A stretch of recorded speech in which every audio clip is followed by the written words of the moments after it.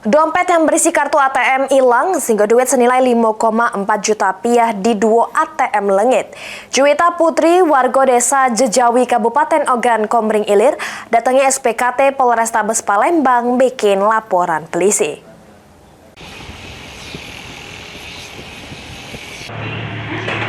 Siko warga desa Jejawi, Kabupaten Ogan Komering Ilir bernama Juwita Putri Utami ngalami kerugian jutaan rupiah sesudem dompet berisi kartu anjungan tunai mandiri punya dirinya hilang.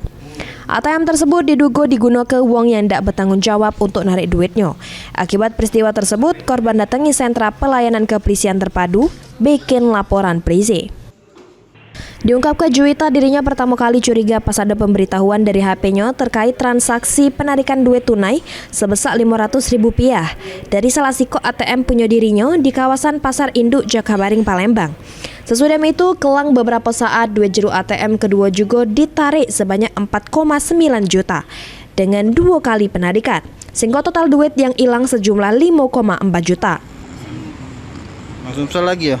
Aku tuh hilang, terus aku langsung lihat di ATM BNI sudah ditarik 500.000. Notifikasinya tuh di Jakabaring, ATM Jakabaring, Pasar Induk.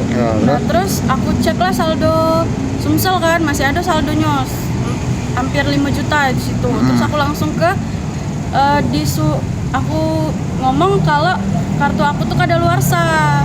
Nah, kata satpamnya, salah satu satpam di situ aman katanya, tidak bisa ditarik katanya kan. Nah, hubungi call centernya Bay untuk pemblokirannya. Ya namanya panik ya. Nah, terus langsung disuruhnya ini minta laporan kepolisian dulu. Ya pas aku cek lagi ini sudah kurang lagi. Ditarik lagi duit aku. Berapa lagi?